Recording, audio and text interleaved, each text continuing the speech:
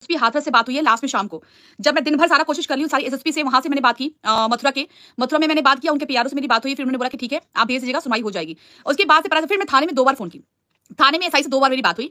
जो पहली बार बात हुई बोला ठीक है मैम हम लोग अभी करते हैं, सब बताते हैं। शाम को जब मेरी बात हुई तो शाम को बोलता है कि ऐसा है और ये मामला दूसरे थाने का है, इसलिए हम लोग इस पर नहीं करेंगे, और पहले बोलता है कि कार्रवाई हाँ हम लोग जांच करेंगे। ठीक है, आवाज नहीं आ रही है, वकील नहीं वहां पर फोन किया था।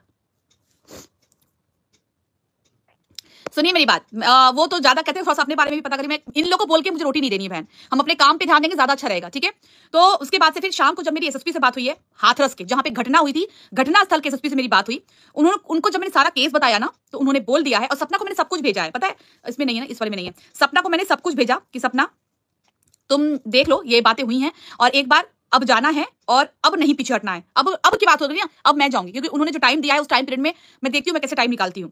तो जब उन्होंने पूरा केस सुना ना, तो उन्होंने सबसे पहले बोला कि मैम पहली बात तो ये केस डाइसी है, एंड डे 1 से मैं यही बोल रही थी कि केस डाइसी है, इसमें एफआईआर का ना होना, पोस्टमार्टम का ना होना, और क्या डेथ सर्टिफिकेट बिना के बन गया।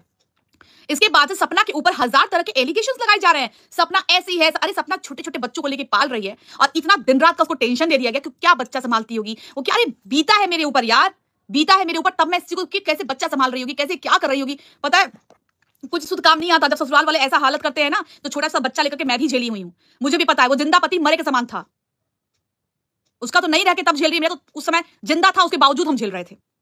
ठीक है, तो जिसके ऊपर बीतती है वही जानता है। 10 तरह के एलिगेशन का। दूसरी बात, इन लोगों ने एक बाप को, मां को मैं इन्वॉल्व नहीं करूंगी, क्योंकि मां की पीड़ा वो दिखती है, वो मां बहुत परेशान है, मां का नाम नहीं लेना चाहती हूं।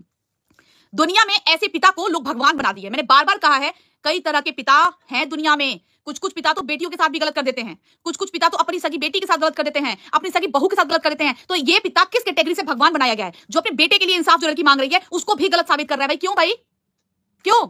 जो आदमी मुझे सिर्फ इतना स्टेटमेंट कोई बता दे कि मैंने तो नहीं बोलने गई थी, अंकल बोलो अलका बहन सपोर्ट करे, मैं तो नहीं बोलने गई थी ना अंकल, आपने नहीं बोला था ना कि अलका बहन हम आपका सपोर्ट करेंगे जिस विधा होगा। मैंने तो सिर्फ इतना सा पूछा था मैंने, प्लीज इतना बता दीजिए कि अंकल जी आपने डेथ सर्टिफिकेट क्या बोल के बनवाया था। इतना सा बताने में कह रहे जाइए, क्योंकि उनको पता है कि भैया इतना दूर से कौन 10 बार आएगा जाएगा, 10 बार आएगा जाएगा, उनको ये पता अच्छे से, इसीलिए बोला कि जाइए भैया पता कीजिए, आप जानिए, आप पता कराइए, और हम क्या करें इसमें। 55 साल का कोई बुजुर्ग कहते हैं क्या? 55 साल का बुजुर्ग कब से हो गया भैया? सीनियर सिटीजन का क्राइटेरिया पता है आपको? सीनियर सिटीजन का क्राइटेरिया पता है? जो बुजुर्ग की श्रेणी में रख रहा है उनको।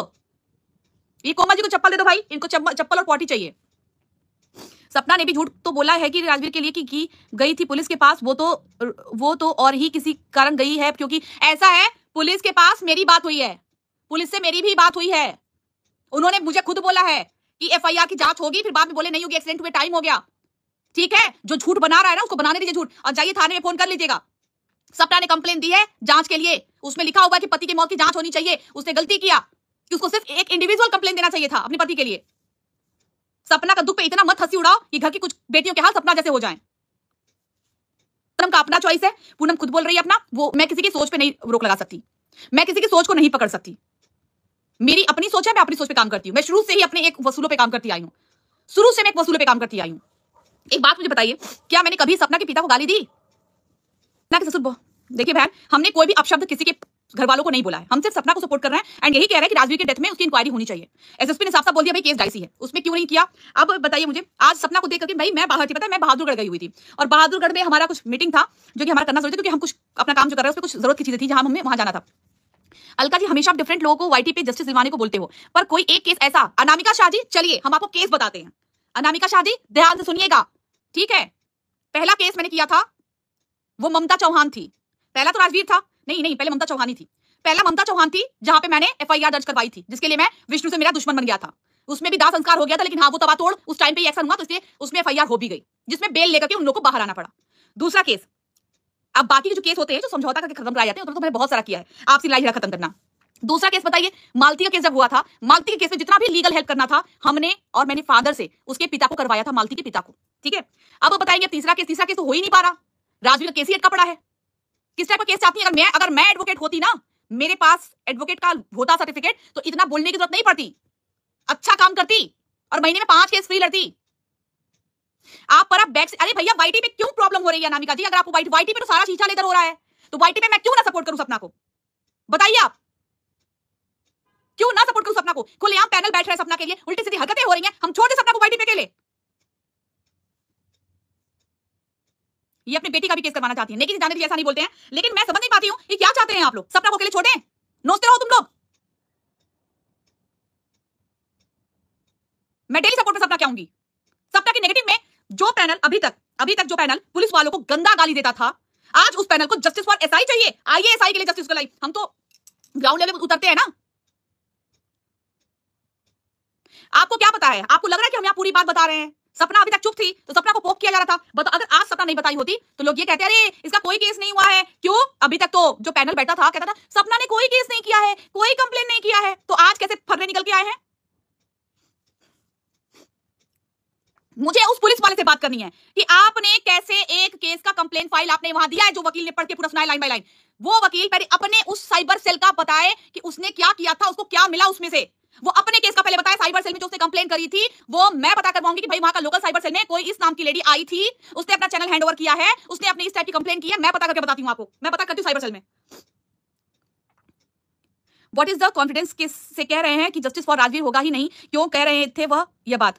Justice for Rajveer corrupted police बहन, सब लोग नहीं होते। अब मैं बताती हूँ आपको, यही गेम मेरे साथ हुआ था। लोग कह रहे हैं ना कि यूपी पुलिस पैसा नहीं मांगती है, उसका जीता जागता उदाहरण मैं हूं, जिसकी कंप्लेन जन सेवा पोर्टल तक मैंने नहीं पहुंचाई, हमारे वहां के कमिश्नरेट ने पहुंचाई। आपके साथ भी अगर कोई पुलिस वाला रिश्वत मांगता है, स्ट्रेट फॉरवर्ड में प्रूफ रखिए और ऊपर एक्शन लीजिए। हमें अपने कानून व्यवस्था देखिए। अब चावल लाती हैं, सारे चावल तो खराब नहीं निकलते, उसमें इक्का दुक्का चावल खराब निकल जाता है। जरूरी नहीं है कि सब करप्ट हों, लेकिन इक्का दुक्का होते हैं करप्ट। लेकिन हमें अपनी कानून व्यवस्था, अपनी न्यायपालिका पे इतना भरोसा है ना, न्याय होता है। मैं बताती हूँ मेरे साथ क्या हुआ था। मैं एक केस के सिलसिले में कई महीनों से लगी हुई थी, जहां पे उस केस में एफआईआर भी हो चुकी थी। हर वो करप्ट पुलिस वाला जो होता है ना, वो यही बोलता है कि सोशल मीडिया पे मत लाना। क्यों भाई? न्यूज चैनल वालों को बंद करवा दो, दैनिक जागरण को बंद करवा दो, जो केसेस का अपडेट देते हैं बंद करवा दो।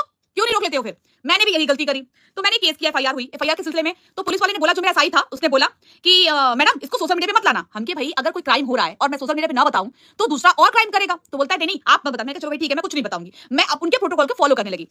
जब मैंने उनके प्रोटोकॉल को फॉलो करने लगी तो उसके बाद से वो लगा घाल मिल करने। फिर मुझसे बोलता है कि मैडम एफआईआर तो हो गई है। हमने कहा चार्जशीट कोर्ट पहुंचाओ। तो बोलता है कि बस चार्जशीट आप आ जाइए, साइन कर लीजिए और अपना फोन देके जाइए मुझे। और फोन, ध्यान से सुनिएगा, ये सारी कंप्लेन ऊपर तक पहुंच चुकी है, मामला कोर्ट में है।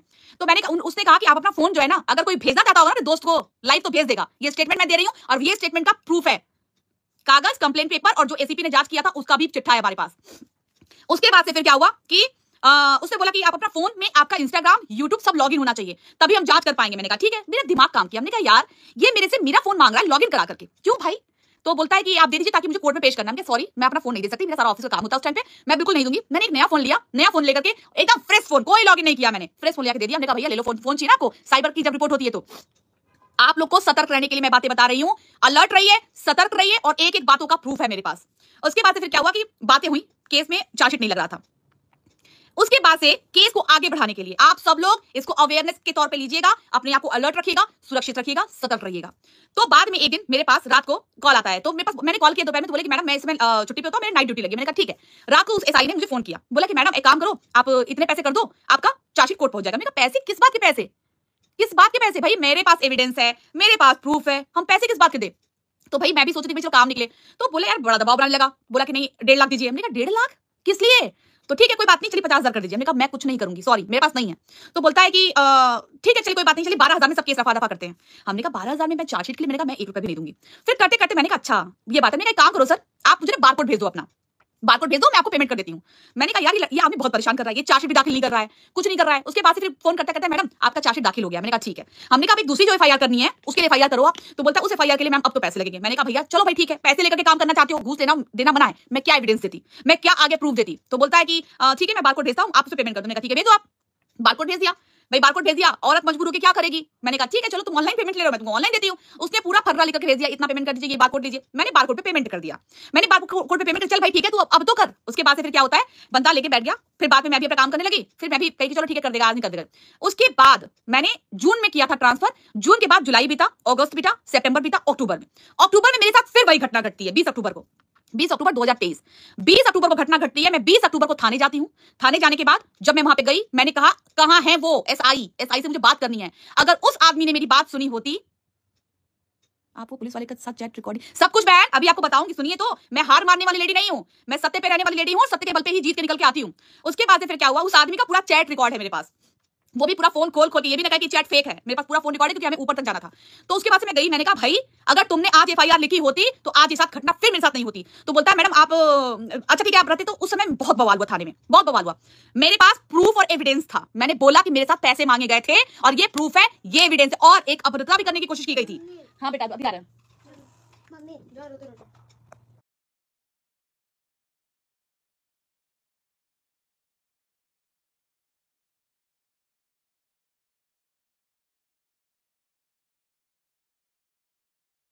आज जो मैं बातें बता रही हूँ आप सबको अवेयर करने के लिए बता रही हूँ, साथ में जो लोग कानून को मजाक समझते हैं ना, कुछ वर्दी पहन के, वो लोग इस बात को मजाक भी नहीं लेंगे। मैं उसमें की नहीं हूँ, मैं गाली गलौज करूँ, मैं मेरा वो काम नहीं है।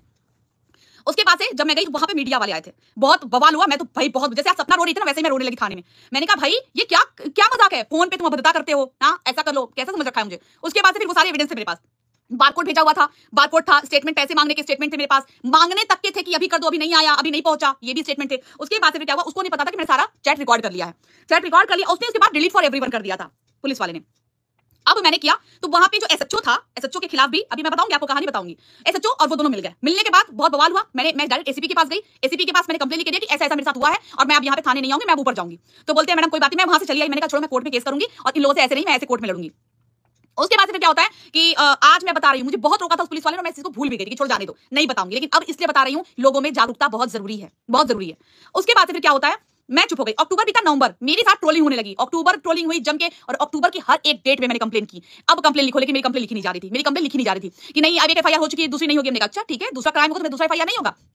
तो फिर मैं कोर्ट चली गई। उसके बाद से अक्टूबर, 18 अक्टूबर भी मैंने कंप्लेन किया, 19 अक्टूबर भी कंप्लेन किया, नवंबर भी कंप्लेन किया। उसके बाद से नवंबर बीता है, अक्टूबर, नवंबर, दिसंबर, जनवरी, जम के ट्रोलिंग मेरी हुई, एक्सट्रीम लेवल की ट्रोलिंग अलका जायसवाल की हुई है इस वाईटी पे। पूरा मेरे को नोच दिया गया था, मतलब इतनी घटिया लेवल की ट्रोलिंग हुई थी मेरे साथ, बहुत घटिया लेवल की ट्रोलिंग हुई थी। अक्टूबर, नवंबर, दिसंबर, जनवरी, फरवरी। उसके बाद आता है एक आदमी जिसको कहती हूं मैं फरिश्ता, वो इंसान आता है और वो इंसान उस सारी ट्रोलिंग को खत्म करवाता है। उसके साथ दो फरिश्ते और थे, जहां मैं नाम बता रही हूं, जाटनी, सोनम और इसके भैया। ये लोग देखते देखते हद हो गया, ये लोग मेरे पैनल पे आए, बोले अलका जी मैं पहले आपको समझाऊंगा, अब आप जवाब देना बंद कर दीजिए। जो पहले चुप हो गया हम उसी के साइड। मैंने कहा यार मुझे तो गंदगी से दूरी होना है, मैं चुप हो गई। सामने वाले गंदगी करता रहा, तो उसके बाद से भैया ने भाई इतना मना कर रहे, इतना समझा रहे, नहीं समझते तो लोग। तो फिर जो भी हुआ वो चला, वो 10 दिन 15 दिन चला, उसके बंद हो गया। उसके बाद मुझे लंदन जाना था, मैं बता रही हूं आपको, उसके बाद मुझे लंदन जाना था। लंदन के लिए मैंने पासपोर्ट अप्लाई किया, मुझे वीजा लगवाना था। तो पासपोर्ट तो मेरा बन गया, उसके बाद वीजा लगना था, तो पासपोर्ट वो रख लिए। मेरे पास इंक्वायरी आई तो बोले कि ऐसा मैडम, क्योंकि मैंने अर्जेंट में पासपोर्ट बनवाया था कि मुझे एक हफ्ते बाद ही जाना था। तो बोले कि मैडम ऐसा ऐसा केस है आपके ऊपर। हमने कहा मेरे ऊपर केस है, कैसा भाई? तो बोले हाँ आप थाने आ जाइए। हमने कहा थाने आ जाओ, हमने कहा बिल्कुल मैं आती हूँ।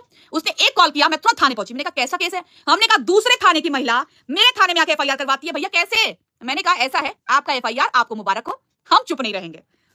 अब सोचिए, जिस एसएचओ का तबादला होने वाला था 21 तारीख को, वो 21 को चला गया और 19 तारीख को एफआईआर लिख के जाता है। ठीक है, उस भगवान के घर में देर है अंधेर नहीं है, सोचता कि लेके चले आते हैं, कदे झेलती रहे। हमने कहा ठीक है भैया, हम भी ऐसे वैसे घर के नहीं है। उसके बाद से फिर क्या होता है, और ये बता रही हूँ सपना, ध्यान से सुनना, सबक लेना इस चीज को। मैं आज तक कभी कहानी नहीं बताई थी, लेकिन आज जो सपना के साथ घटना हुई है ना, उसके बाद मैं बात बता रही हूँ। फिर क्या होता है कि उसका तबादला हो गया और मैं जनवरी से परेशान हुई, जनवरी, फरवरी, मार्च, अप्रैल। मेरा लंदन जाना था, लंदन जाना कैंसिल हो गया, ऊपर से कैंसिल हो गया। चलो ये नहीं हुआ, मुझे पछतावा कि सब चलेगा, मैं रह गई, नहीं, वो ऊपर से ही पोस्टपोन कर दिया गया कि अभी नहीं जाना है, अभी बाद में जाना है। तो वो ट्रिप अब मतलब अब जब भी आए, तो अब तो मेरे पास पासपोर्ट मेरा आ गया, 10 साल का पासपोर्ट आ गया।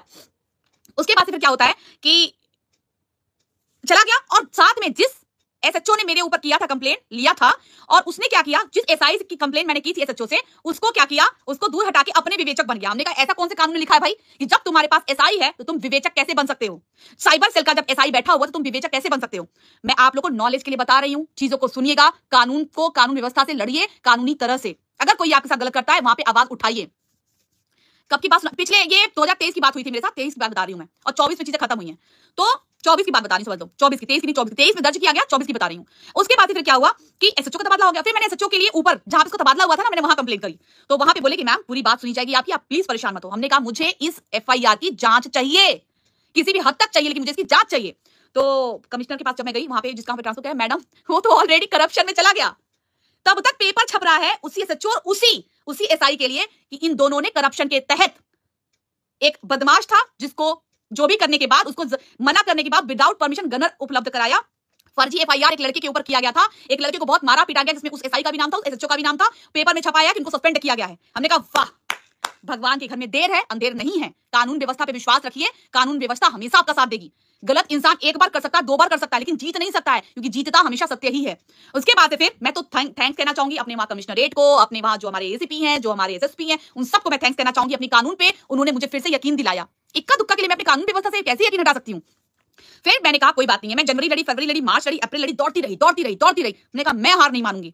उसके बाद से उसमें मेरी ननद का जिसका कोई लेना देना नहीं था, मेरी ननद को, मेरे नंदोई को मुझे लपेटा गया था। मेरा कोई बात नहीं है, ऊपर वाले घर में देर है अंधेर नहीं है। मैंने जिसके खिलाफ था सिर्फ उसी का नाम डाला था, लेकिन उसने मेरे ही थाने में आके और ऐसे कर दिया। भाई सारा गेम तो ऑलरेडी क्लियर था, वो कोर्ट में भी क्लियर है। अगर वो केस चलता भी ना तो मैं लताड़ देती, लताड़। मेरा वकील तो बैठा था तैयार फाड़ने के लिए कि मैडम बस इस केस को आने दीजिए, दोनों में देखा जाएगा। अगर चार्जशीट लगती है तो चार्जशीट में भी मैं फाड़ दूंगा, क्योंकि सारे एविडेंस, सारे प्रूफ मेरे पास हैं। और अगर केस खत्म हुआ तो बात ही अलग है। फिर मैं उसके बाद क्या की, मैं अपने वहां कमिश्नरेट में गई। वहां पे ऊपर आला अधिकारियों से मिली और मैंने सिर्फ एक बात कही थी, सिर्फ एक बात। मैंने कभी नहीं कही कि इस एफआईआर को खत्म कर दीजिए। मैंने कहा सिर्फ सर मुझे इसमें निष्पक्ष जांच चाहिए, जो कि प्लीज आप ऑर्डर कर दीजिए। ये एविडेंस है, ये प्रूफ है, ये उस लड़की का प्रूफ है, ये फला प्रूफ है, ढमका प्रूफ है, सारी मैंने इतनी फाइल लगा के दे दी।